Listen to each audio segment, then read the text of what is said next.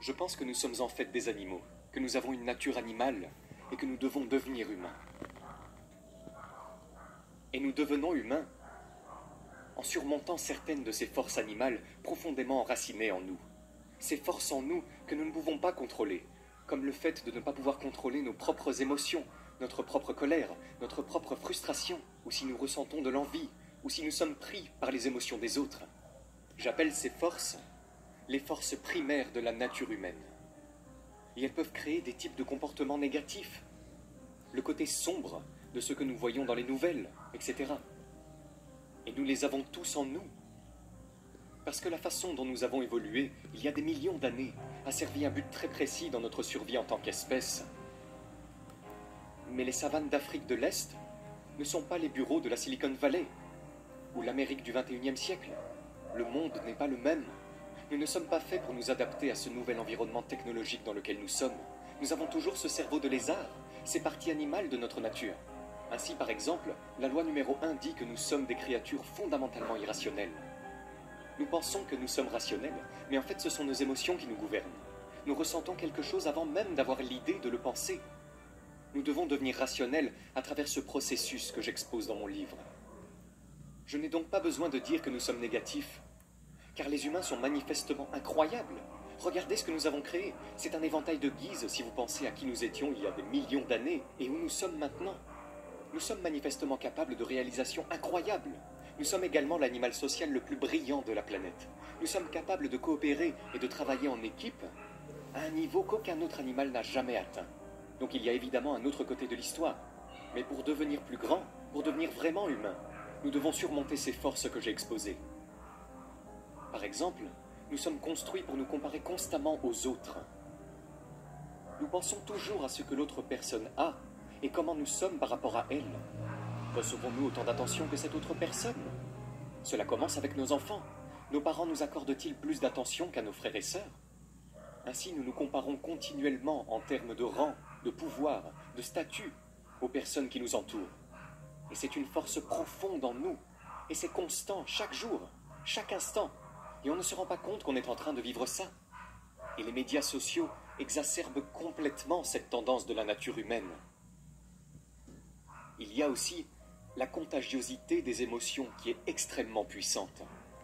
Nous avons tendance à nous considérer comme des êtres humains autonomes, indépendants, qui ressentent de l'affection, de la colère ou de la frustration par eux-mêmes.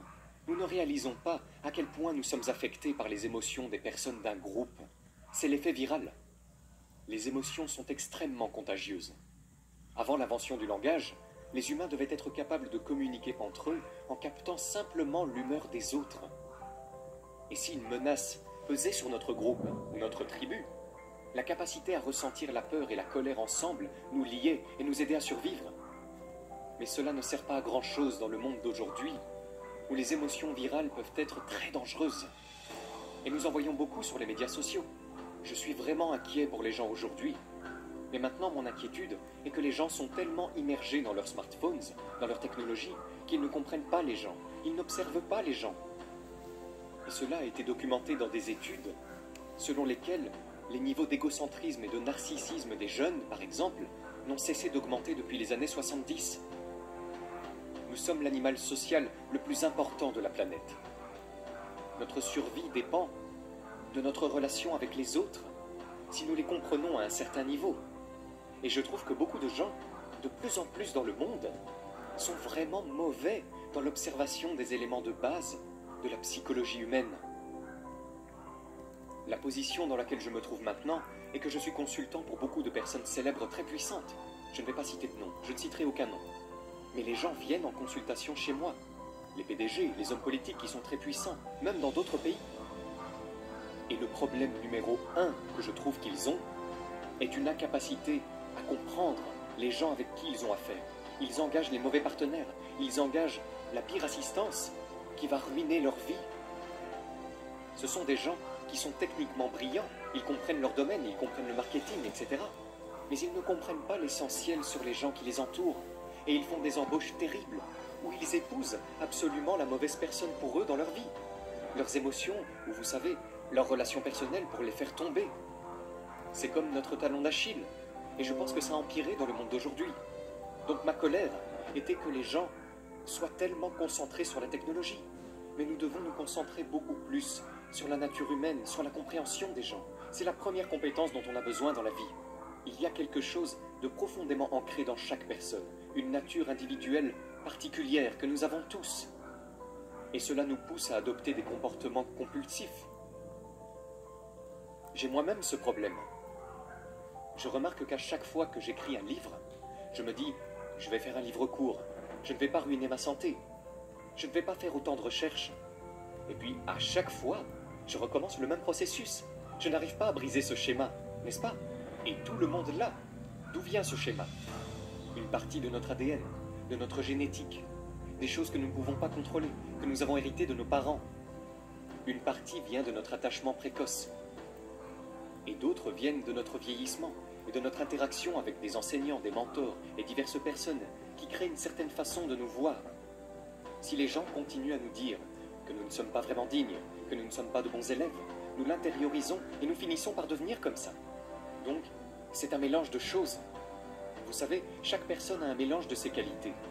Et vous devez en quelque sorte démêler les différents fils dans votre rédaction. Mais ce que je veux dire, c'est que tu es un mystère pour toi-même. Vous ne savez pas qui vous êtes. Tu as des modèles de comportement et tu ne les comprends même pas. Tu ne sais pas pourquoi tu es en colère. Vous pensez que vous êtes en colère parce que cette personne vous a dit quelque chose de méchant ou a fait quelque chose de mal. Mais en fait, votre colère provient probablement de choses du plus profond de votre enfance. Et vous ne réagissez pas à cette personne, mais à vos parents et à ce qu'ils ne vous ont pas donné. Vous savez, l'origine de la sagesse selon les Grecs était « connais-toi toi-même », n'est-ce pas? Et je crois fermement que la connaissance de qui vous êtes est une fin en soi et vous aidera de bien des façons à devenir l'être humain que nous avons tous le potentiel de devenir. Je crois donc beaucoup aux petits pas, à l'apprentissage quotidien des choses. Normalement, quand on ressent une émotion ou qu'on a une idée, on ne l'examine pas. Nous supposons simplement que c'est venu naturellement par nous-mêmes. Je veux que vous vous examiniez chaque jour et que vous vous demandiez « Pourquoi ai-je cette idée ? Pourquoi est-ce que je ressens cette émotion soudaine ?»